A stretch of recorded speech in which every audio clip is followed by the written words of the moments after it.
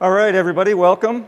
Thank you very much. My name is Art Swift. I'm the president of the prpl Foundation, and I'm here with a panel that I will introduce just in a moment. We're here to talk about an open source approach to securing the Internet of Things. First, I would like, though, to introduce the prpl Foundation, just so you know what we're all about. We're a nonprofit tech open source foundation. We're backed by some big chip companies like Intel and Qualcomm and Broadcom, several software companies, IP companies like Imagination Technologies, Synopsys, Elliptic, and so on. We've got about 30 members, and we have a big security focus. So the idea of this talk is really to leverage from the security guidance that we published earlier this year, which was a peer-reviewed document that went out to the industry for best practices for the IoT. Let me introduce my panelists. With me today are Phil Atfeld of Sequitur Labs. Sequitur is a leader in building trust into devices, both from a software and IP perspective. Next to Phil is Lubna Dajani, CSO for the company Interseed. And Interseed is a company that is all about building trust at all levels, and identity and trust together, and they'll have the opportunity to tell you more about that.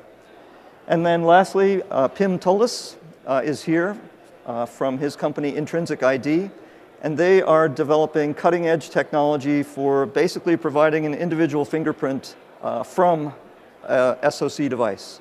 So inherent to the device, completely unclonable, so the physically unclonable function.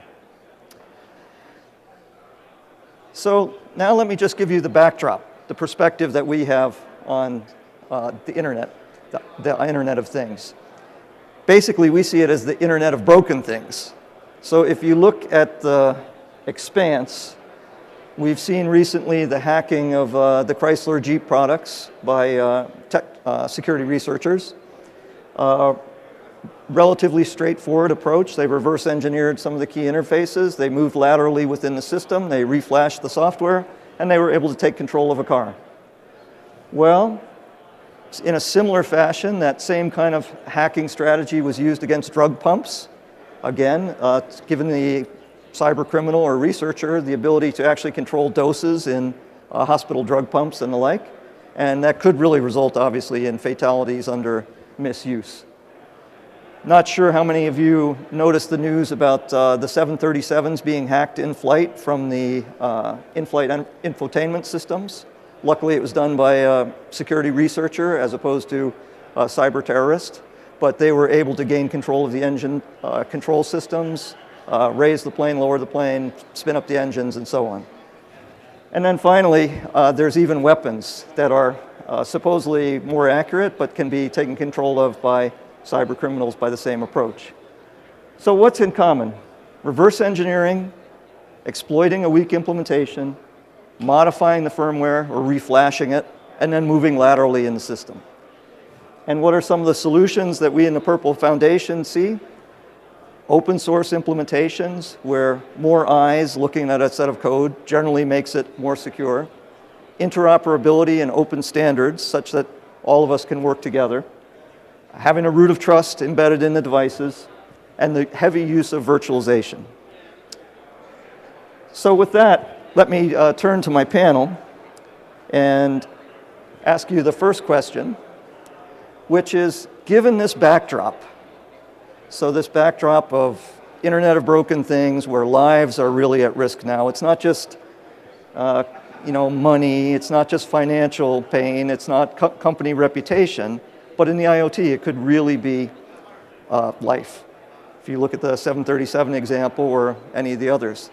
So if each of you could talk a little about how your company might help secure that, you can tell people a little more about your company and what contributions you could make to beginning to solve this kind of problem.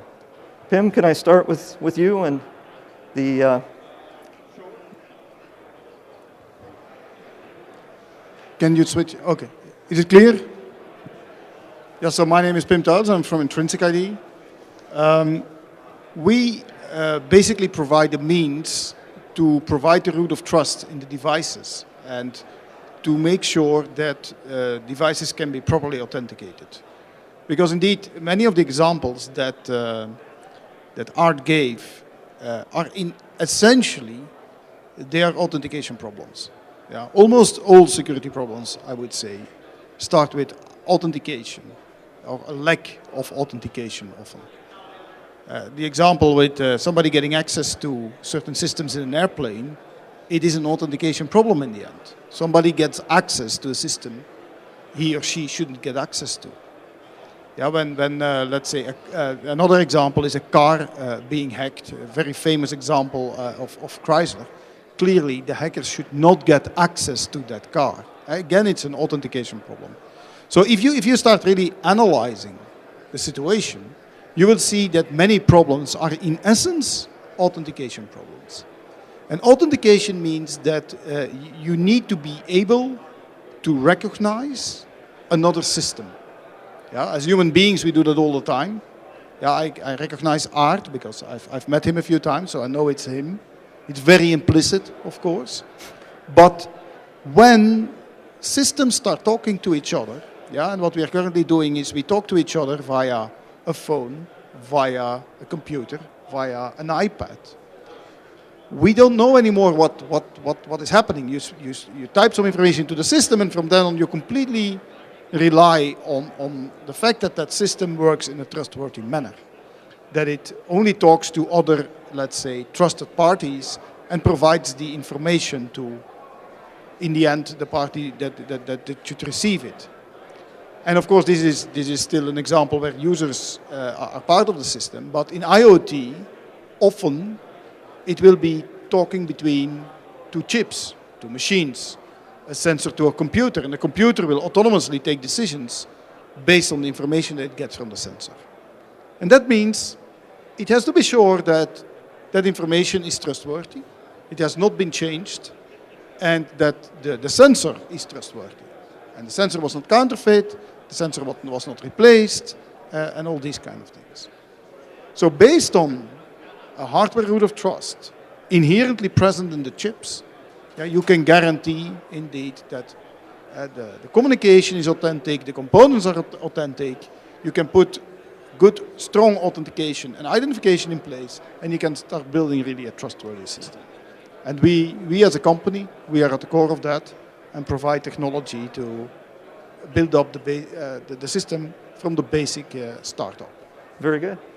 So could I turn now to Phil, who actually sort of works at the next level up the security chain? Absolutely, thank you. So what we do is actually we leverage a hardware root of trust. And we work with, say, off-the-shelf parts that typically we do, call it a teardown of the data sheet before we actually will agree to support the part. So in terms of the bus fabric, the ability to hard segregate peripherals or memory or the device themselves, we do a rather in-depth analysis of a device before we'll even consider porting software to it. Even with a hardware root of trust, if there is no hard mechanism for isolating boundaries between execution environments, so some hardware enforced mechanism, we've seen the best chips that incorporate security and virtualization, and there's no separation.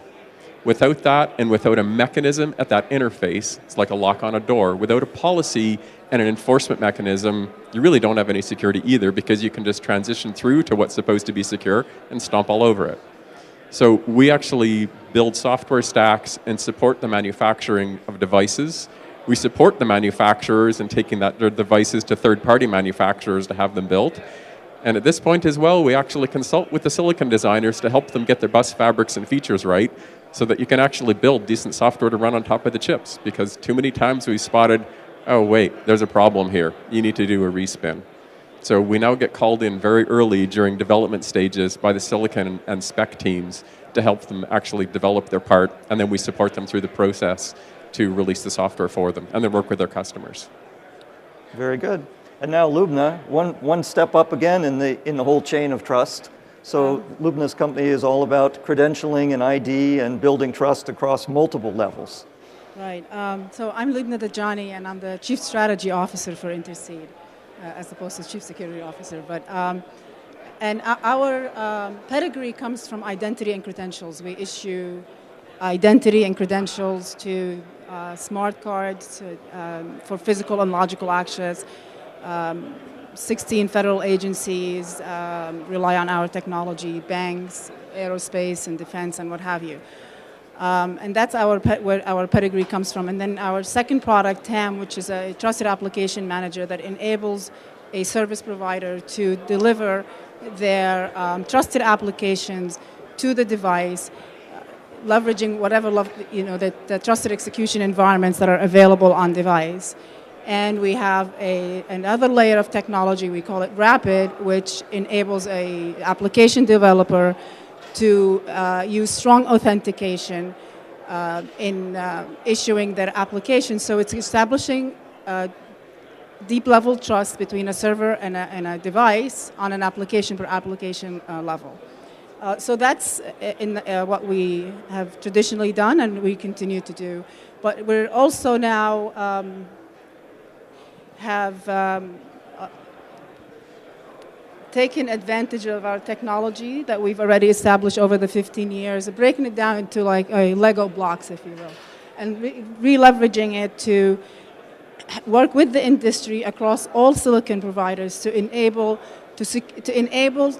digital trust and security of the entire chain from the silicon through the service. And it's not to say that we're offering products and all that, but we are working with each layer to enable interoperability and openness so that we can actually compete on the value add, but establish a collaborative environment, an open trust environment that really what Purple really stands for, which is why we're working so closely with Purple, because we want to enable adoption, but we want to deliver it in a secure way and in a trusted way where, so in some cases you need very strong authentication, which we also believe is at the heart of it, but we want to ensure that you can authenticate and utilizing that root of trust, which Puff is an example of, to secure the communication, to be able to pass it on in an open way so you can interchange the pieces as you will, but also have, as a service provider,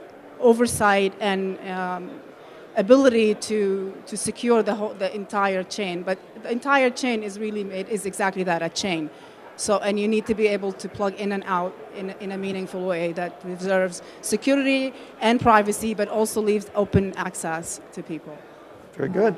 So you've heard some common themes from 3 different companies, interestingly enough. So building security into the hardware in some kind of a root of trust capability or physically unclonable function. You've heard about the need for authentication, and embedded in there was security by separation, trusted execution environments versus untrusted. So now let me move to a topic that's quite controversial. As you know, regulators, or maybe you don't know, regulators are very actively involved in taking a look at how to make the IoT more secure. And for instance, there was a recent FCC set of regulations that came out that basically locked down wireless routers such that consumers couldn't replace the software, upgrade the software, or for instance, replace the software with the popular OpenWRT distribution. The reason they did this was they were trying to protect and secure the wireless spectrum. But what they did is they basically eliminated the use of a very popular open source platform. And so the open source community can no longer develop, they could no longer deploy, they couldn't use that capability. Now, on the other hand, the FCC really had good intentions. Obviously, you want to control the wireless spectrum. It's a limited resource that we all have to share. But it goes further. You know, based on the Jeep hacking incident, there's been regulations suggested that consumers should no longer be able to work on their cars. Think about also the VW smog crisis, where they fudged their test results for the EPA. And so there's an idea of that, well, we should lock down all those interfaces so you couldn't upgrade the software in your car. So I'd like to turn to my colleagues here and say, do you think the involvement of the regulators is a good thing? And if so, how can we best work with them to make sure that the solutions they come up with are good ones? Phil, you look like you want to weigh in. Yeah, I'm an old guy. I've been through this before. So I think back to the days of privacy debates going back, say, 15, 20 years, especially in Europe, where companies were holding, say, personal information or billing records. And in a lot of cases, the legislators may have gone too far in terms of putting requirements in terms of how information needed to be treated. At the flip side, what the industry was actually looking for was guidance from government on how to do it. Because if a company is faced with a situation where they're building a product where there may be liability associated with it, if all of a sudden they're legislated to have to perform, say, essentially what a lot of these schemes turn into is very high assurance review processes, those aren't necessarily a bad thing. Sometimes they can be overreaching. Prices typically go up as a result, but generally, you don't get garbage for it. When I think as well, Art mentioned the example of the gentleman who took control of basically the engine on the aircraft. Yeah, the pilot knew very quickly, but the side of that as well in thinking in terms of assurances of systems, the quality generally goes through the roof. You know, when you think back as well, when airbags and seat belts were first mandated, the auto companies knew that they wanted to put this stuff in. It just makes it easier for them to spend the money and say, I have no choice, now I have to. And it also lifts a lot of risk off of their plate. So not always a bad thing, hopefully not overreaching. And for the ones who still want to develop with OpenWRT, do it in a VM, pull off the antenna. Do it in another environment. That's a really interesting approach, and it's funny enough one that we advocate and we've demonstrated. So the idea of breaking up the software into isolated sections and locking down the section that the regulators need to close on, but leaving everything else open for innovation. Because if you leave it open that way as well, somebody's going to take the feature, hand it back to the manufacturer, sell it back to the manufacturer, incorporate it in the stack, goes back out with an FCC stamp on it, and you're done. You made your contribution, you get the software another way. And it will go through a QA channel, it works. Anything to add, Lubna? No, I completely agree. I think there's a place for regulation and for regulatory to establish a baseline, but you have to leave room for innovation. Pim, your company is originally based out of Europe, out of Eindhoven, right? And so, do you have a different perspective from a European point of view on the regulatory environment? No. I think I share more or less the opinion here. I think regulation is needed in some systems. Yeah, that's also clear. I mean, if the systems are completely open, we will run into more trouble than we have already. Having said that, I think regulation and innovation can go together. And that's really what we should figure out. Where is that boundary? Yeah. Where is that balance such that they can go together? There are some critical parts where you don't want, let's say, everybody to fiddle around with his own software and trying things out. You have other parts where okay, people can try things out. There is no problem with that, but we have to know where it is. And on some of the more critical parts, you can also install a process such that innovation can flourish, but that there is a kind of let's say, a checking mechanism that says, hey, this is a quality thing that was built, and this can be downloaded into a car or into a plane or into whatever. But there has to be a process in place. Well, Pim, that's a perfect lead into the next question, actually. So, and again, this is a bit controversial. And it really revolves around proprietary software that's completely closed, and the idea being you can provide security by obscurity. In other words, if you don't have access to the source code and you can't get at it, well, isn't that inherently more secure than open source software where you can see everything? So there's a huge debate in the industry as to whether open source plays a key role. Is it inherently more secure? Or is there a combination of the two that's actually the best? Why don't you start? Yeah, so this again, interesting question. First of all, security by obscurity doesn't work. Yeah, we have seen that. It's known for quite some time that if you don't open up what you're doing and you don't let experts review how your stuff works, in security, that's a bad idea. Yeah, it's as simple as that. things have been broken because of that. There are numerous examples out there where people thought nobody will crack this because they don't know what we put inside, how can they figure out, and all these kind of things. Well, those guys figure out. Yeah? The guys that figure out have time enough, usually have money enough to sit through it and to figure out how the system works. So if it's not well designed, you will lose anyway. Now, can you make it completely, does that mean you should make it completely open? Is of course a different question. Again, at least there should be, I think, a willingness to make it open if needed. So you should be prepared to let your stuff be evaluated. And should that be by everybody, or should that be by, let's say, a certain committee or whatever? Yeah, that has to be looked at on a case-by-case basis. Yeah, there might clearly be secrets inside that you want to open up to experts who are bound to certain confidentiality agreements, and there is no problem with that, but you just cannot disclose it to the whole world immediately. Yeah, so I think, again, this is a balancing act. But I think absolutely we should avoid that we start building systems based on obscurity. That would be a bad idea. And Lubna or Phil, so do you see a way that open source allows the industry to cooperate on areas that perhaps are sort of fundamental? They don't necessarily differentiate, but why should we all reinvent the wheel on things that are just fundamental and basic if they're not differentiators? Isn't that a good place for open source? It's a good starting point for it. So I look at one of the, I won't name it as a blatant plug, but one of the I'd say software stacks we work with. It has a pedigree. It came out of an environment where it was actually certified, and it was taken open. The code's been refactored and rewritten substantially. So what you get out of this is what I'll call a really, really solid baseline. We tear into it, it's open, it's exposed, it's there for everybody to see. And what we do is turn around and work with that to add in the features that actually take it to production.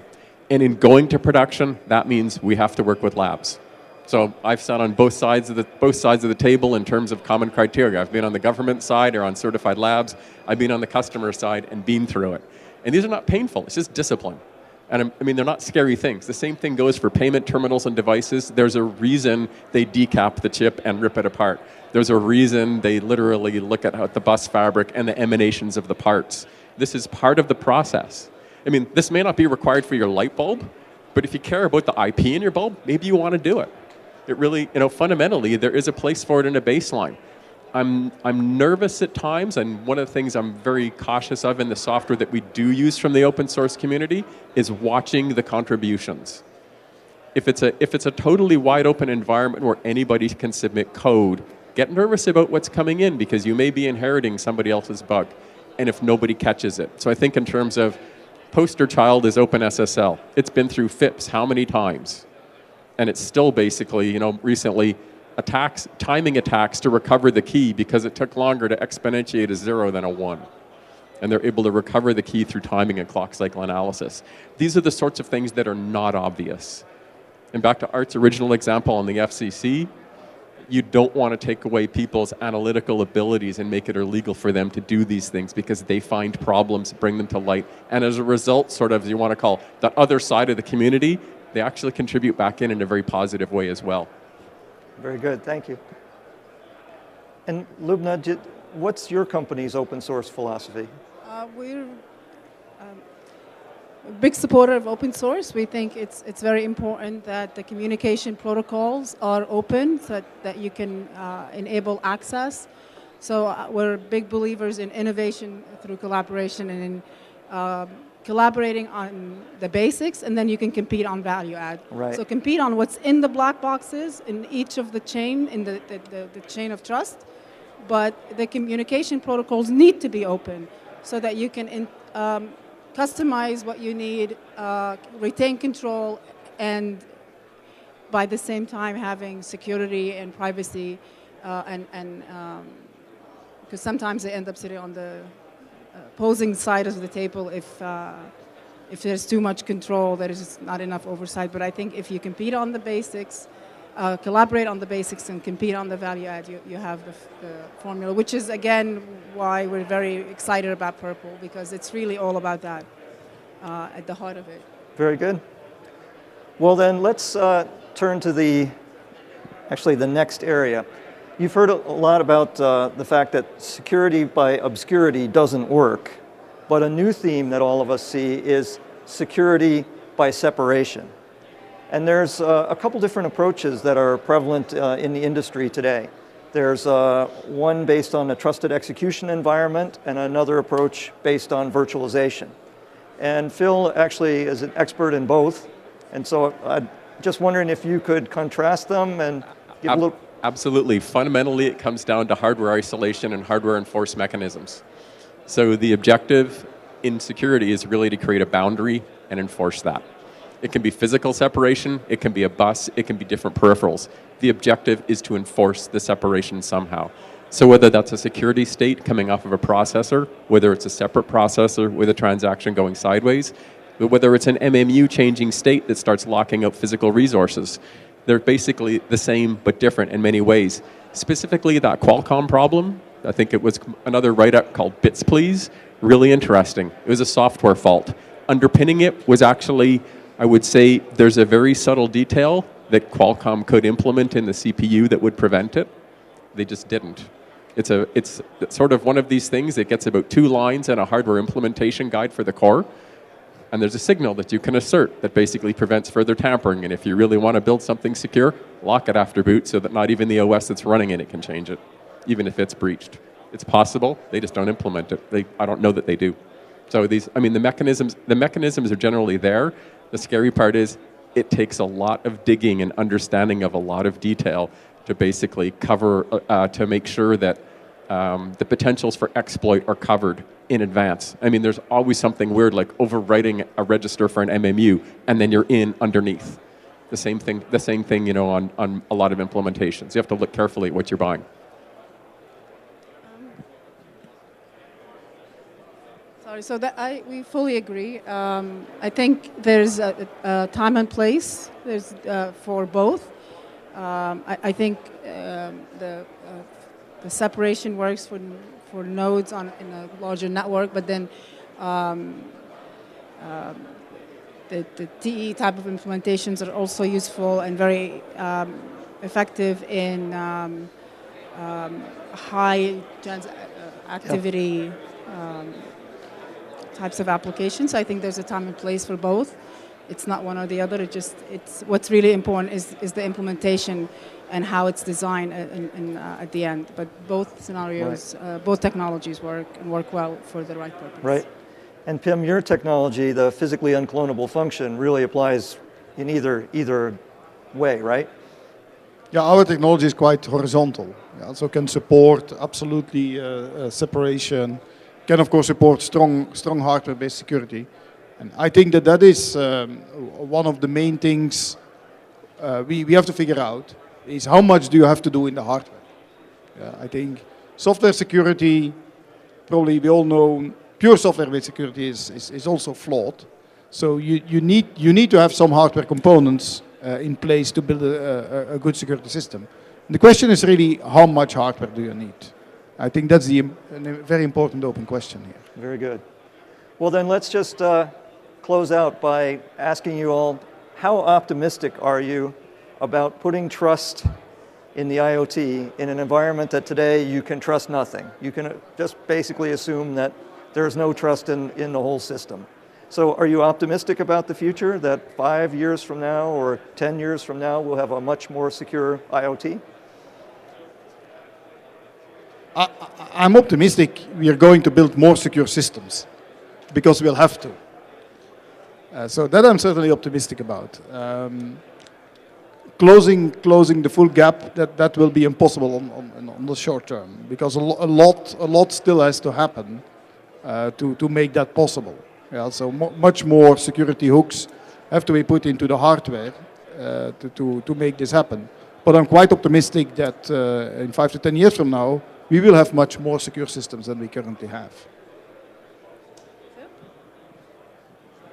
I'm really optimistic, actually. And the reason I'll say that is because my phone's ringing more frequently, a lot more, in the course of the past 6 to 9 months than it was, say, a year ago. The good news, so I said there's good news and bad news. The bad news is their companies are not going to make it through the gap. Their products will fail, they may lose their brands, those companies will go down. And it will be partly for their own, either they deliberately made a decision not to do something, or they passively just didn't because they didn't know any better. Can't really help. Sometimes, you can try and help move people forward, and if you can't help them, well, don't beat yourself up over it. When we talk with, say, for example, white goods manufacturers, they realize that connecting a gas range to the internet is potentially a dangerous thing to do, because you don't want somebody getting control of the valve by accident. So I'm actually quite optimistic, and when I see the directions that software is going in terms of further evolution of hardware, further levels of integration, new bus fabrics and architectures, I guess it's improving. At the same time, we'll never achieve perfection. There'll be bugs in hardware, there will be bugs in software, and we're just going to have to keep marching forward and raising the bar every step. We have no choice, because what works today eventually will get broken tomorrow for the $10,000 something or another off of eBay. But we just keep moving forward. And Lubna, you can close out our discussion. So how do you feel about the future? You're a well-known futurist. I get the last word. So it's the same question. Like we've asked, does anybody need a more than 256K processor in a computer, or who's going to need a website, or really mobile? There was a huge debate. I was involved. When is mobile a viable technology? So at the end of the day, Pandora's box is open. You cannot stop evolution. It's here. We are, in fact, I believe in the future, not only devices and people are connected, but the environments will be also connected. Everything will be connected. There will be sensors and chips and everything, in the paint and the floor, and your clothes, and the seats you're sitting on, and everything. And potentially, and not potentially, already, all of that is already here inside of the person's body. So is it going to happen? Yes. That's not the problem. It's the color of it. It's the quality of life. And what does it mean to people, and how do we interact? What kind of commercial models? What's life going to look like? And that's going to be drastically changing. And it is changing. We're like a frog in that slowly boiling pot of water. There's nothing we can do to stop it. It's the matter of how do we manage it and control it, and how do we create it such that the individual right is addressed, and that we have freedom and we have privacy. At the same time, we have security without the perceived fear of threat of this and that.